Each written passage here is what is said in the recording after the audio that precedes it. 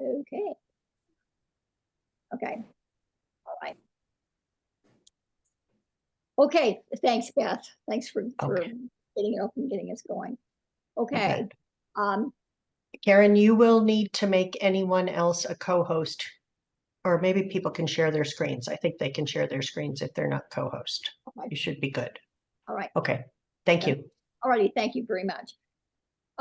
Is there any other discussion about this just quickly, just so we don't break it up with, I want to give Jerry a chance to share her updates, but at the same time, I'd also like to, if there are other things that you have questions about or comments or that would be helpful for me to follow up with Celeste, or that Tony could answer since she's here today. So I think I need to tell you this, that Jason wants to have coffee with me next week. Is that a good thing? Depends on if I get my act together and know what to say. Well, talk to Celeste because she's got ideas. Yeah, I'm going to go through the points that we've been working on to make sure that I now know where we stand on all those things. One of the things, and I think you were in on this email, Tony, one of the things Celeste did mention this morning was that apparently Jason approached her this morning and seemed to be fairly confident that there could be some kind of meeting of the minds on the word majority, because they keep insisting they want to use majority, when in fact that's not really an accurate use of that word. You know, if you've got more than two candidates running for an office, nobody's going to get the majority. I mean, unless one of the candidates doesn't get any votes. So we did have a meeting with representatives from Kent to try to make known our concern about the use of that word, and then that language matters. You know, if you're not sure, if you don't use words accurately, then they wind up very often biting you in the butt later on. And I think the thing on the ballot several years ago where 17-year-olds lost the right to vote in the primaries is a really good example of that. The language is clear. So I hopefully Tony and Celeste will be able to drive that point home. And he did also, Celeste, bless her little heart, she used that opportunity to ask him about the getting 17-year-olds reinstated in the primaries. And he seemed to be, he said he thought their group would be open to doing that. So I think we're making some progress. Nothing is ever fast. So anything else, Tony, to share about this? I don't think so. Okay. All right. Then if the others that are on the agenda don't mind, Jerry, would you like to go ahead and?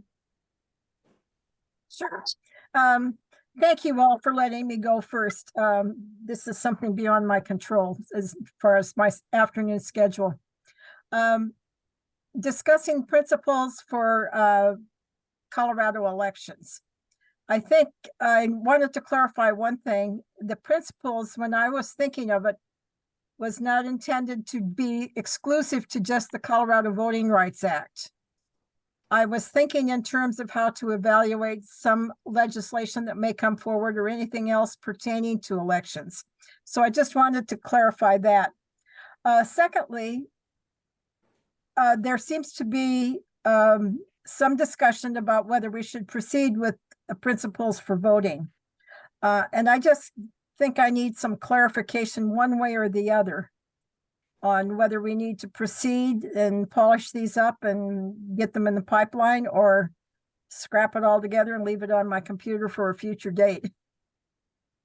Barb, I'd like for you to weigh in on that too, because you've been in on some conversations. I did visit with Beth about this. There's so much stuff going on, and there's so much work to be done that I really hate to see time and effort spent on something that may not be needed. Now, having said that, one of the things that Beth did mention when I visited with her was that, you know, in some respects, it might be really helpful for our organization, just for internal use, to have something like this written down. And I think that, and I don't know whether Gaithia or Neil have been in touch with you directly, Jerry, about this or not. So I honestly, I honestly don't really know for sure exactly how I feel about this. You know, if it's something that this group feels would be valuable, that it would be good to have it committed to paper, so that not only do we have a concrete document that we can share, but that it also forces us to think clearly and logically about what we think is important and what is part of this, you know, what principles should be included or not. So Tony's got her hand up. Is there a written document that has a draft of this? Yes, I've got the draft. Neil has submitted some edits as well. So I need to polish that up. We kind of had an extended Christmas holiday due to various illnesses in the families. Sure. So I would like to see a draft Okay, before I made a decision. sure. And we're talking about citizens voting, correct? Correct. Okay. Well, and how to evaluate proposals that come through the front door. Okay. Let me What I was gonna say, because I started working with Jerry on this, is that I've kind of got a whole lot of other priorities right now with getting ready for the elections, between getting some things organized for candidate forums and keeping on top of what we need to do for ballot issue publication. So I think it's a good idea.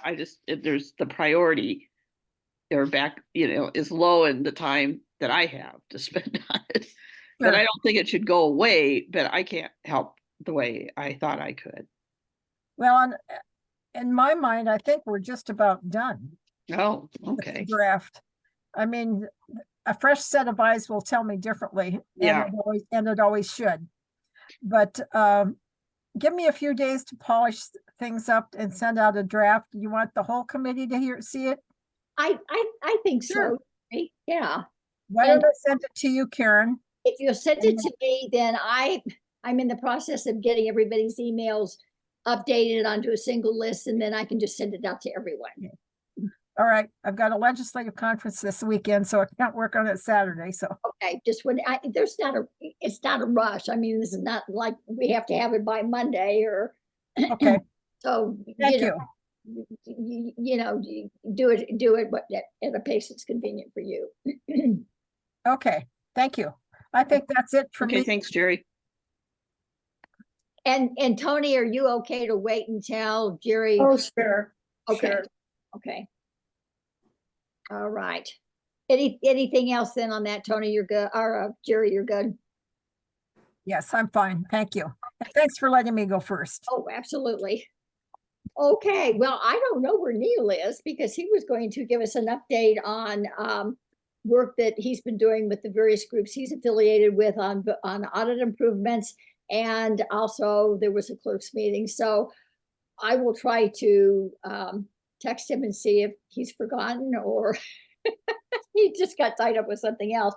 So at this point, I'm going to turn it over to Jeff, who's going to give you a little bit of an update on metro districts. And John's been very involved in this as well. This is an area of great interest to him.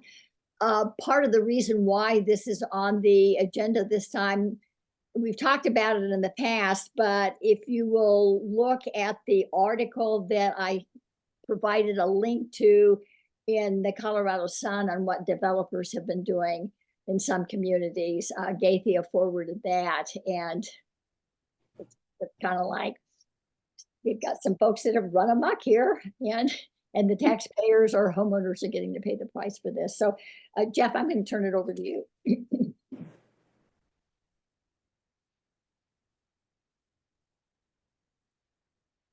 And you are on mute, Jeff.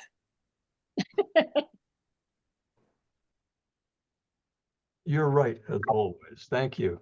I don't know exactly what a Metro District update should, of what it should consist, but I mentioned, since Karen mentioned the Colorado Sun article, there are some articles that are in the Granby paper from up in Grand County that are talking about this Metro District that are, it gives a lot more detail about some of the things that are going on, and it's one of the ones that seems to be having problems, and those are the ones that we seem to hear about, and I'm sure the legislators do too.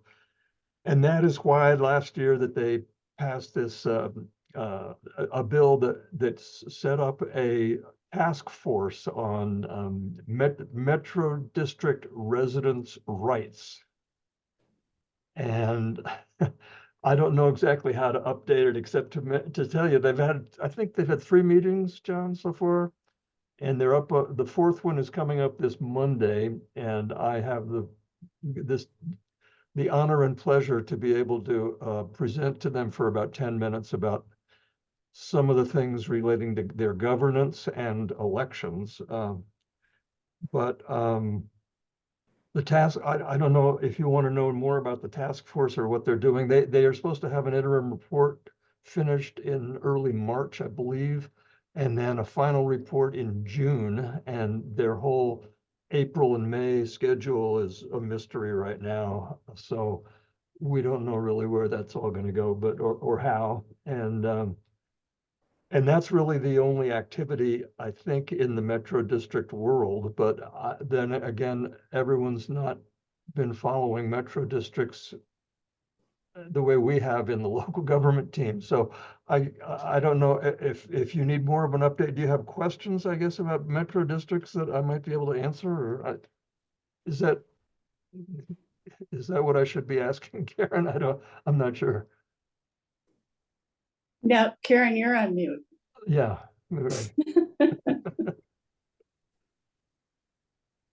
You know, when I was talking to somebody about this issue and I had a wrong concept of what Metro Districts are.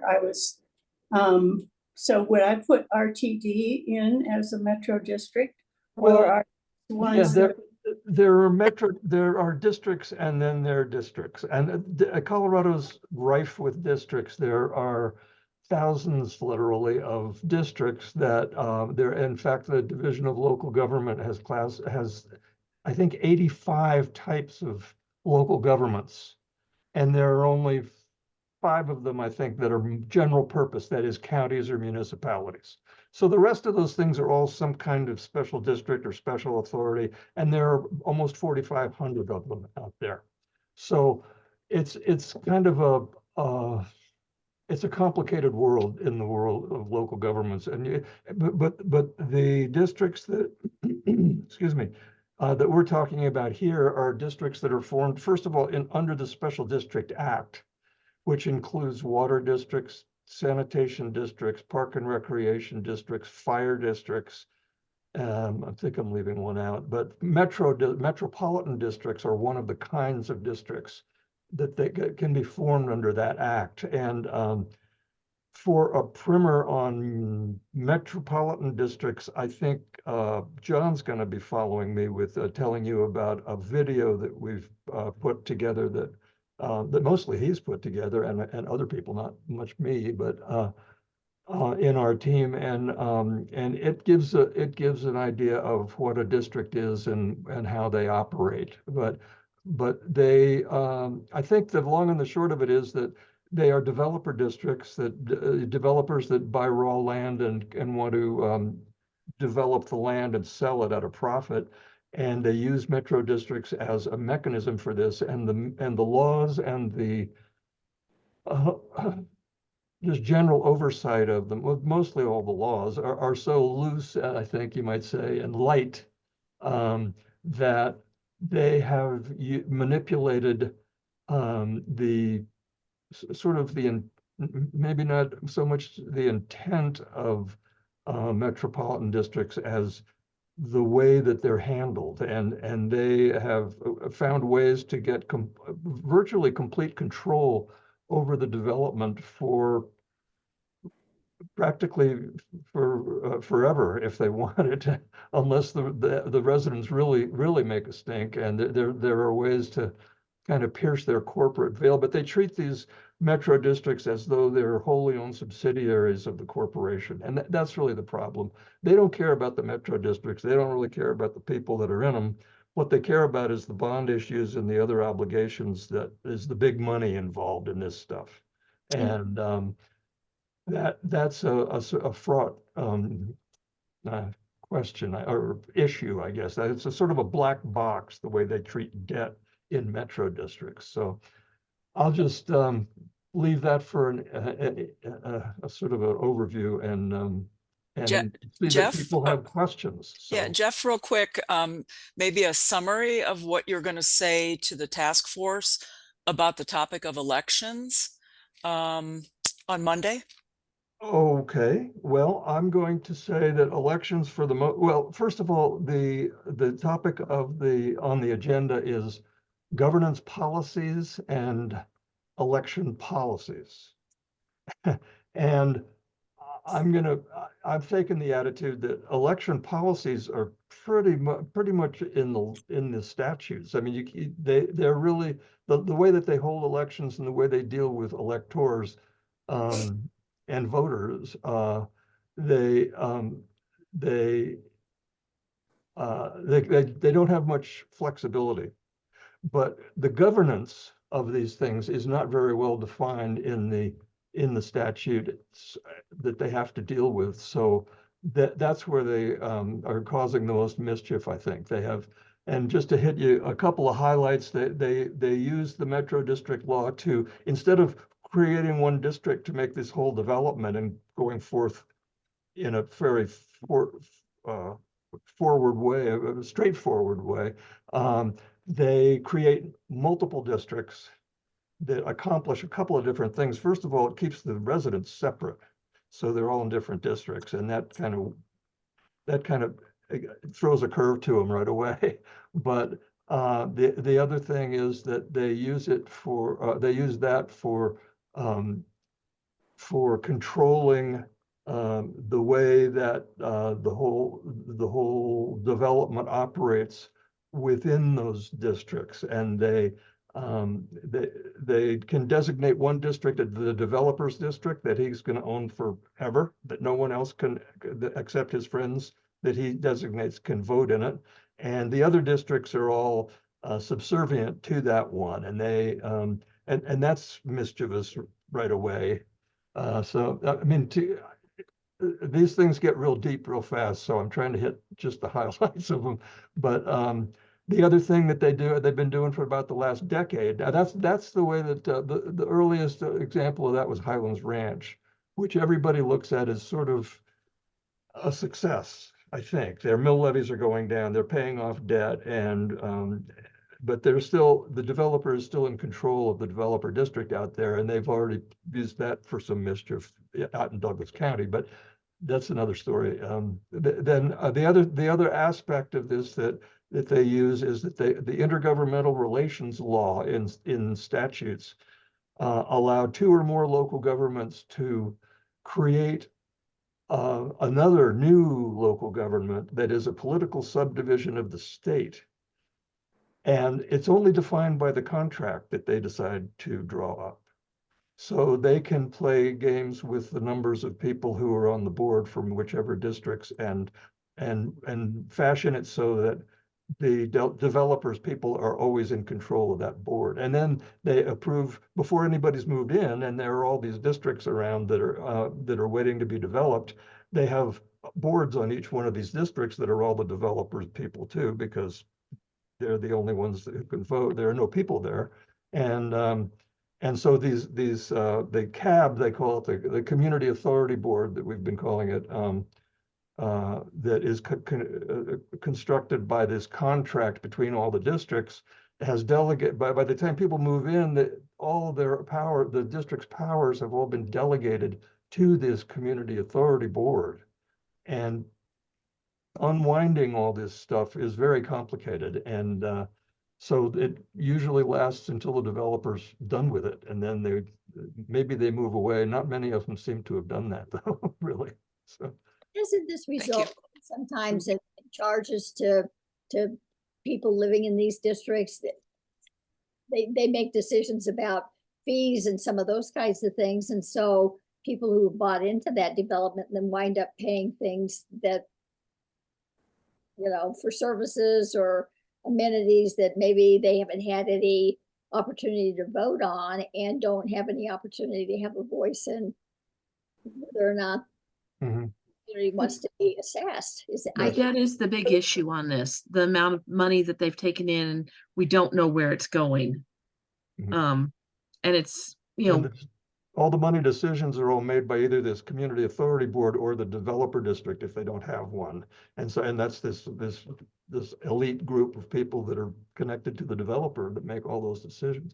Jennifer, you've been having your hand up for a while. you're Oh, you're muted. mute still. You're muted. Sorry. Everything I've learned about metro districts, I've learned from you and John and Fair and Christina. But ironically, I just got my email. You're speaking of Highlands Ranch, about the metro district in Highlands Ranch. And I'm excited because I do plan to attend their board on June 30th. And here's my question. I look at this little pie chart and there's a $10 million debt services in the pie chart. So that means they've got 10 million debt outstanding, right? Perhaps, Most yeah. likely. I don't know what that, I've not seen that. Yet. Okay, so It should. I'm going to read you a sentence. Well, that's when I read pie charts, you know, and they say what all it is that's sitting out there and there's this big $10 million debt services. I'm going to read you a sentence and you tell me if this means they're going to issue more debt. And I'm a resident of Highlands Ranch, so now I'm paying attention to this. I would have normally kind of just chucked this flyer, but it says in early 2024, Centennial Water will issue debt to fund blah, blah, blah. Does that mean they're going to issue another 10 million debt or number of debt? Yes, in Highlands Ranch, Centennial Water and Sanitation District is the developer's district. It's the master district of the development. It was the first one that arranged this, that used this arrangement of multiple districts and controlling it with one. They own all the water and wastewater lines in the district. And I don't know what the purpose is that they are going to enter. I mean, they can operate with impunity, really, as a board, 5 people with no electors other than that, the 5 people on the board, unless they want to ask somebody else to join them. But Well, the 10 million, it may be connected to the, if they're only talking about Centennial Water and Sanitation District and not the Highlands Ranch Metropolitan District, which is a separate entity, then it might be connected to Shea Homes that owns Centennial Water and Sanitation District and is the current developer of Highlands Ranch, has started a development that's down off the mesa across Plum Creek, south of Chatfield Reservoir. I don't know what the name of it is, but they are using apparently they were planning when they first started this, when I lived out in Douglas County, which is now 8 years ago. They were using the Centennial Water and Sanitation District water rights to justify serving water down to this subdivision that is, I'm guessing it's a few miles away, or at least a mile and a half away from Highlands Ranch. Sure. So I don't know what it's about, tell you the truth. So Well, it seems to me that this is just The supporting. Centennial Water District is not so blatantly developer owned these days. excuse me? It is not, the Centennial Water District actually had a proper election in the last go around. So But no one lives there. no, but yes, but you get to vote because you use the water. No, we had an election in the last In May. in of May. 20. Well, 2023. I haven't looked at all their papers in a long time, but the last time I looked, there were only still 5 people that could vote in that district. Is that No. wrong now? That's wrong now because I got to vote. I got my ballot on that one. Oh, okay. Well, that's why it's in their book then, in Highlands Ranch's book. I don't know. Anyway, It sounds like it's kind of consistent with what you're saying with the debt and then issuing more debt. And Well, the I question is, what is the $10 million being borrowed for? I think. yeah. If you're gonna go to the meeting and ask a question, that's the first one I'd ask. Okay, well, I'm going to call you and ask for some questions that I can ask this board when I go, Okay. so I don't look too much like an idiot. Okay.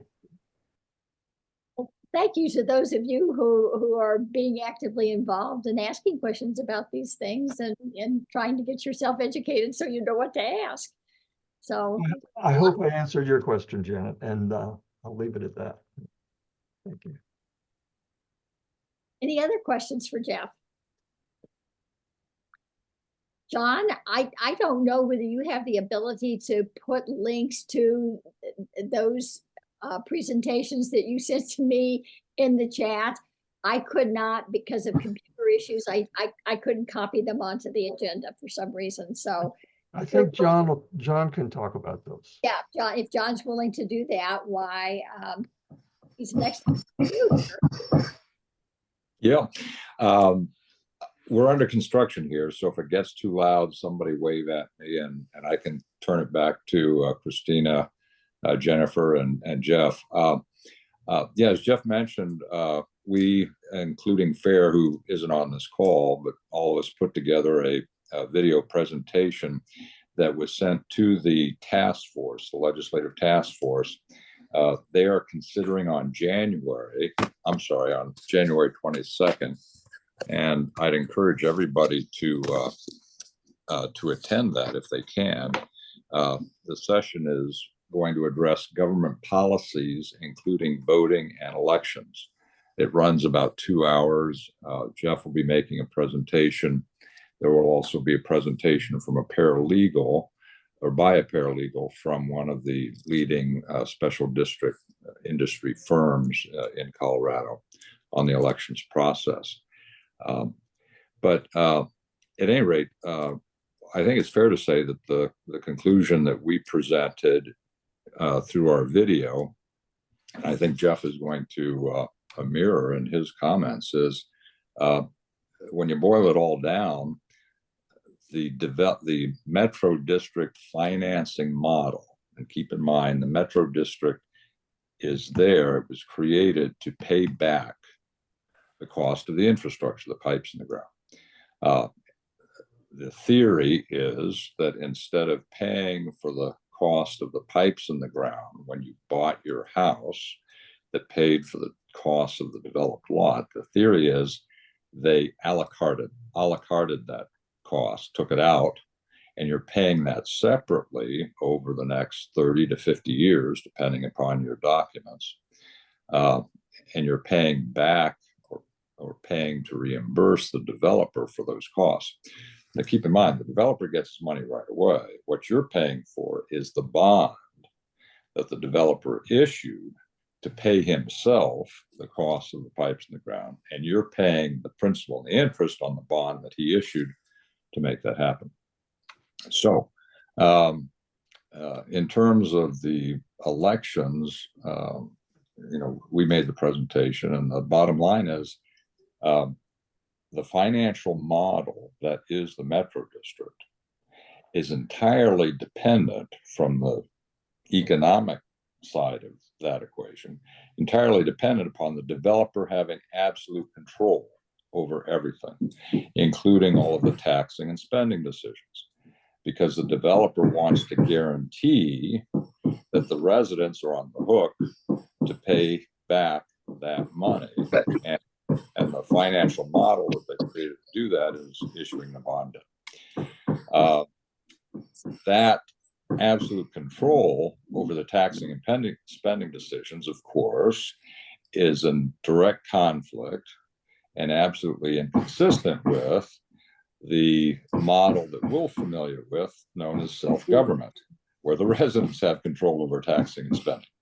So the developer wants absolute control over that, and that it runs headlong, or head first, into a conflict with the residents under a government, and metro districts are a government, where the residents are in control of the taxing and spending through the electoral process.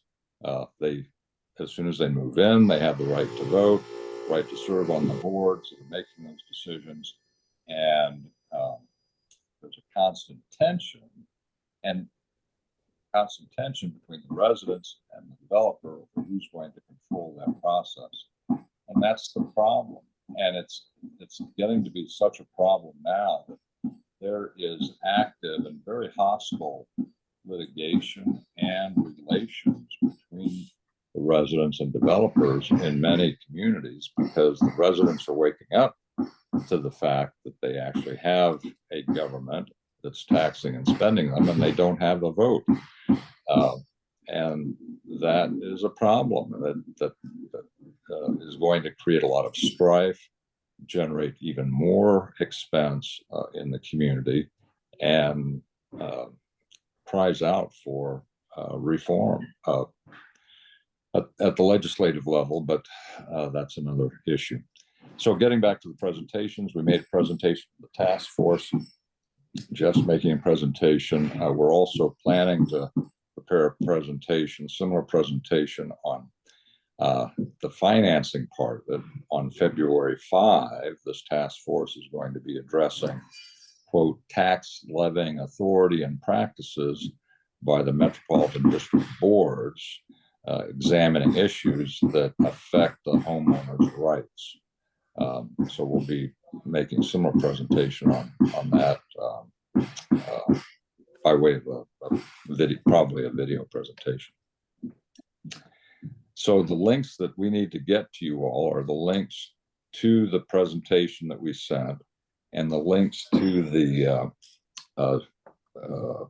DORA site, Department of Regulatory Affairs site, that is shepherding or sponsoring the task force, the Metropolitan District Task Force. So you can sign up and attend those meetings. They're all Zoom. They've all been recorded, so you can go back and watch earlier meetings too. But the big ones are going to be Monday, and then on the 5th, governance, voting and elections on Monday, tax and financing on February 5. Thank you. Thank you, John. I don't know whether you're able to put those links in the chat or not, but I'm not very good at that. So. I'll tell you what I'll do. I'll just make a note to myself. I'll try to get him in there before the end of the meeting here. I Okay. gotta find him. Thank you. That'd be great. Thank you. Thanks, sir. Love to see that. All right, Neil.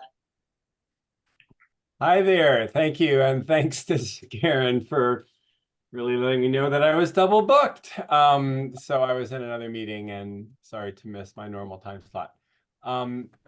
It's been a busy couple of days. So the title board, as I think you've already at least briefly discussed, has been meeting, and I think continues to meet since yesterday morning. And there is a very big, interesting primary proposal, changing the primary to be like Alaska. And I think it's a great idea. And I just wish that they didn't incorrectly suggest that they could give majority support, because a majority of people might not support any particular candidate.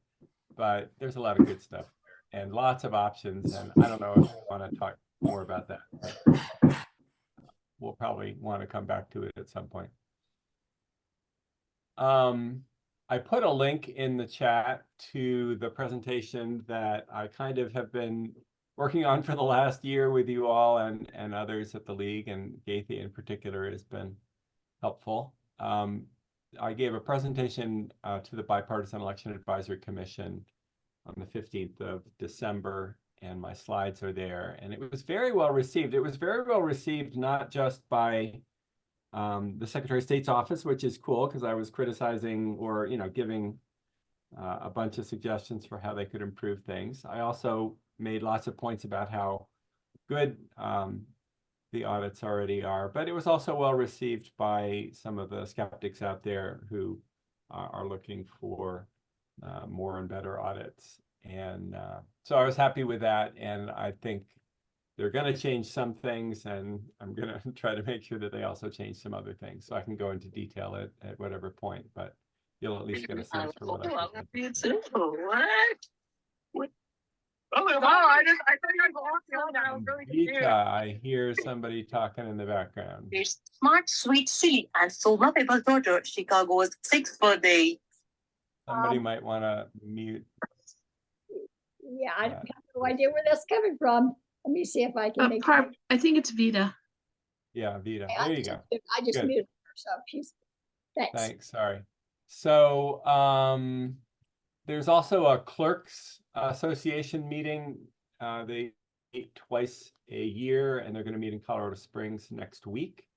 And I will be at that meeting because I'm also working with them on a bunch of initiatives. And one of those initiatives that is just, I think, beginning to get kicked off is something to help provide public confidence and evidence for the chain of custody of the paper ballots.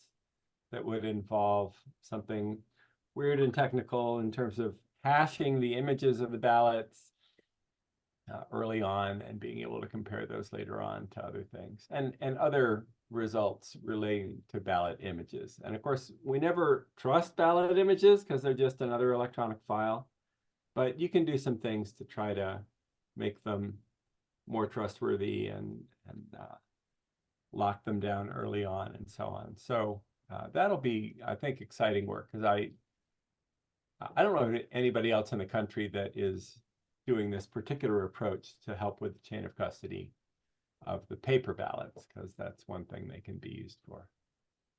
And then there is an election verification network conference. I've been involved in that for the last nearly, decade and a half.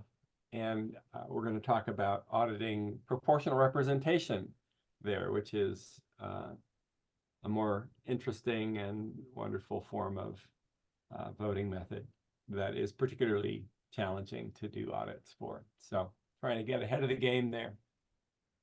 That was a lot of quick things. I'm happy to try to explain anything that I did a terrible job of talking about. And thanks again for this meeting. Well, are there any other questions that anybody has? Are there any other issues that we need to talk about, follow up on, raise people's awareness of, or encourage folks to get involved with?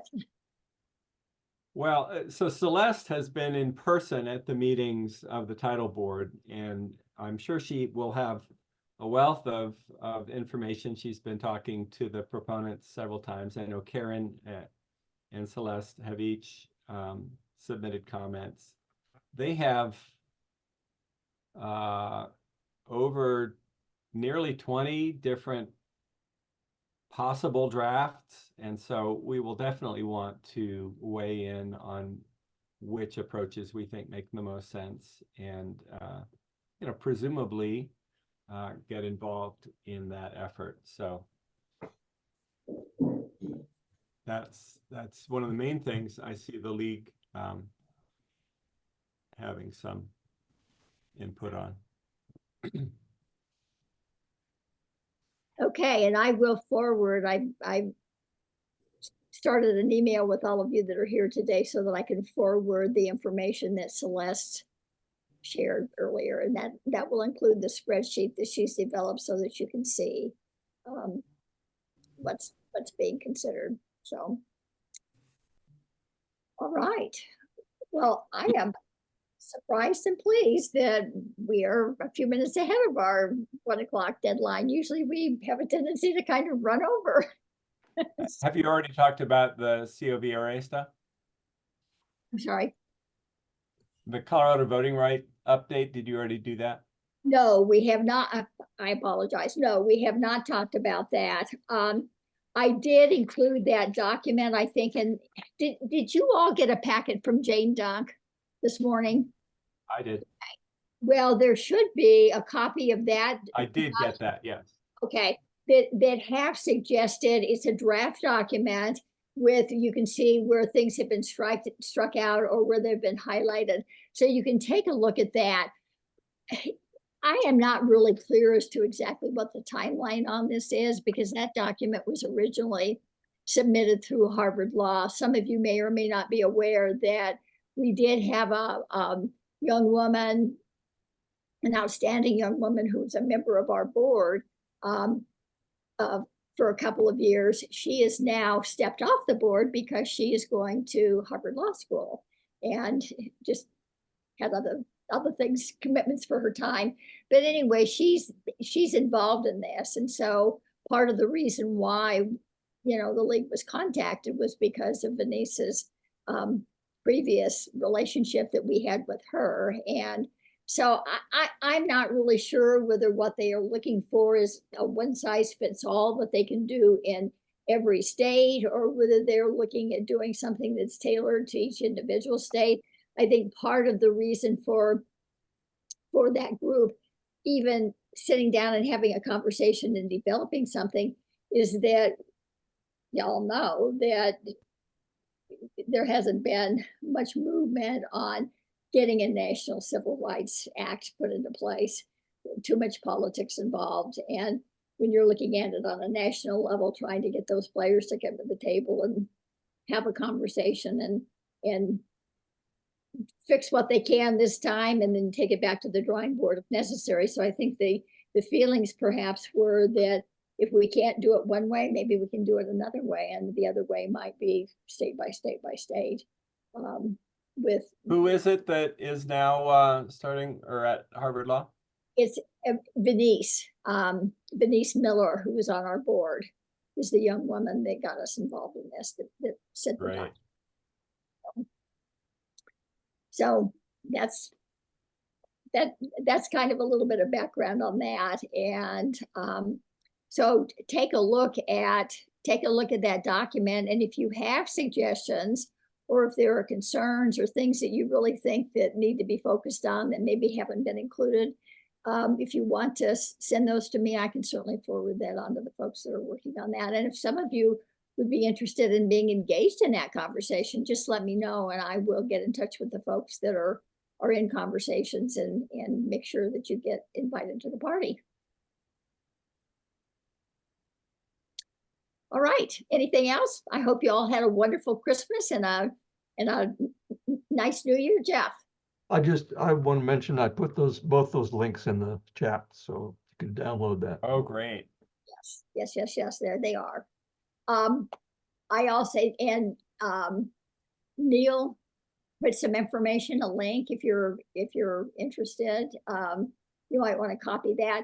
All of you should be able to view the chat in your downloads file. This has been recorded, so you can also go on to YouTube later on and just type in election task force meeting and this date, and it should pull it up if you missed something today or would like to go back and refresh your memory. John. Yeah, I real just quick. clicked on the second link and it says that it's in the trash.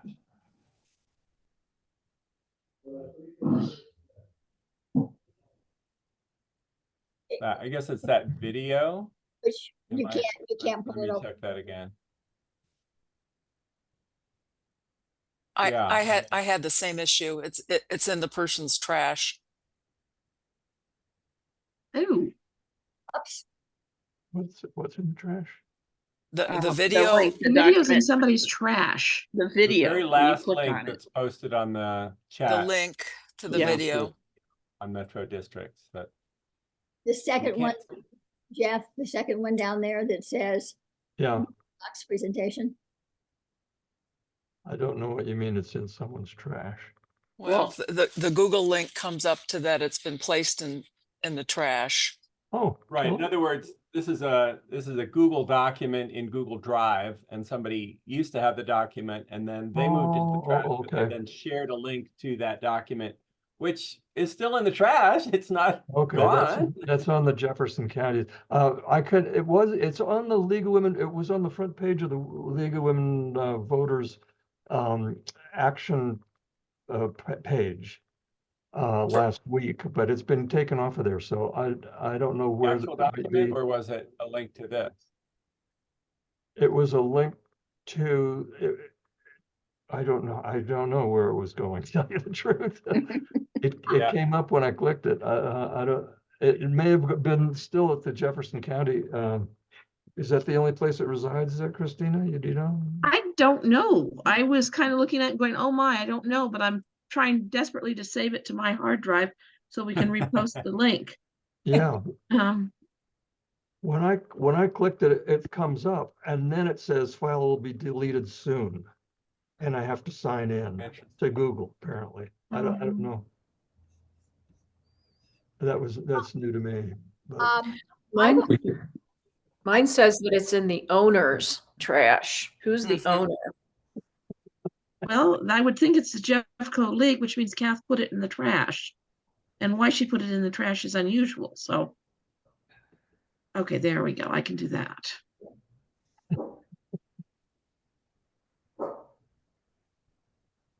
Able to retrieve it, Christina? Yeah, I think. Let me try two things here.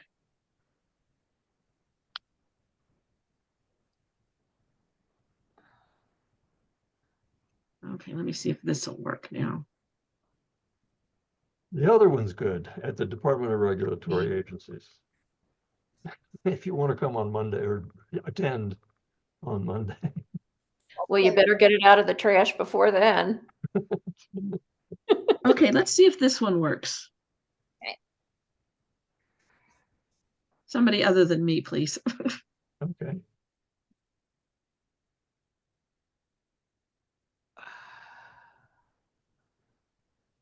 Says that we need access. Says file will be deleted soon, sign in to me. So, Oh dear Lord. Okay, well, Yeah. I will work on getting it to Karen so that we can get it to everybody Okay. and Great. go from there, because I did as a Google. Okay, well, I will hold off on sending that, forwarding Celeste's email. I also have copied, I think I've got Neil's links and the ones that Jeff, with the one that doesn't work, deleted. So I will forward all of those to you guys so that, do you want the links that Beth included too? I can forward those as well. So, all right, well, if there is nothing else, oh, John, do you have a question? Yeah, no, I was just going to put a quick plug in related to the election enforcement. The enforcement mechanism in metro districts is through the board and a designated election official, and then the courts. To the extent that any violations would rise to the level of ethics violations, there's a bill that will be begin its hearing process February 6th, Tammy Story's bill. I can get the number for you. Is to apply the jurisdiction of the Colorado Ethics Commission to ethics complaints arising out of government conduct in metro districts. It's a real important bill. It died in committee last year because the leadership didn't bring it up for a vote. We're hoping to get it passed this year. So just wanted to put a plug in for that. Elizabeth, yes. Do John, you know if that bill applies to all special districts, or is it just metro? All special districts and school districts. I think that's so important that there be a little more accountability, especially you're talking about these metro districts. And then I was going to ask Neil, so some of these audit improvements, do they even apply to metro districts? Since they're formed under that special district association? I don't even think it has any. That's a great question. I mean, the first time that I heard about the metro district stuff, maybe a year ago, I was just flabbergasted. You're because I mean, you're hardly even having elections with the right people invited. I'm not aware of any metro district that's ever done an audit of an election. It's in a different title, I think, as you're pointing out. It would be great to have people who know enough about how that works and how, I mean, it's at such a different scale and it's run in such a different way that applying auditing to it might involve some different approaches, but yeah, it's a whole nother bailiwick, as you're saying. What are your thoughts on that? They have their own section, an election section in the Special District Act, but they also have some sections in the Title I under the Secretary of State. So, and I'm not real sure, but John maybe knows more about that. I think Title I is where most of the stuff that I've been working on lives, but as you point out, there's several different, there's a whole different thing for statutory cities, I think. So, yeah. Yeah. I- All Tammy elections Storrs, should be audited if you care about getting the right result. the Independent Ethics Commission jurisdiction bill is House Bill 24-1073.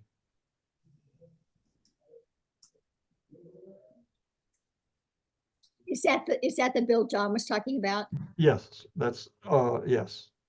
That would put special districts and school districts under the Independent Ethics Commission, which already exists for municipalities and counties.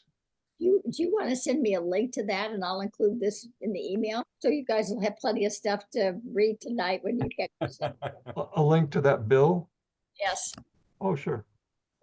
Yeah, just forward it to me and I'll add that to. The email alone will take you a couple hours to read. I could put it in the chat right now. Oh, you can certainly do that if you'd like. Yeah.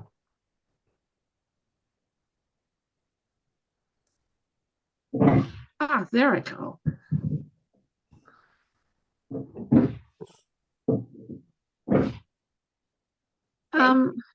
Elizabeth Watson, would you mind trying accessing that link I posted earlier and see if you can get to it now?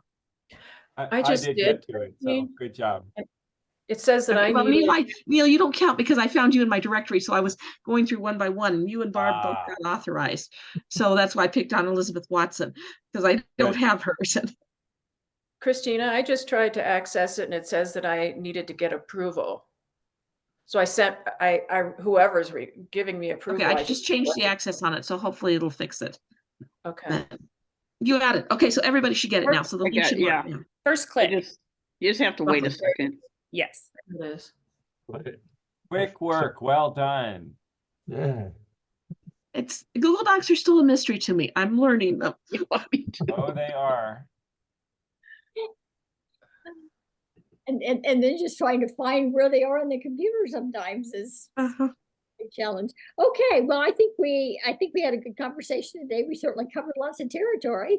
So if there are things that you would like to see put on the agenda for next month, hang on just a second and I'll pull up the this earlier.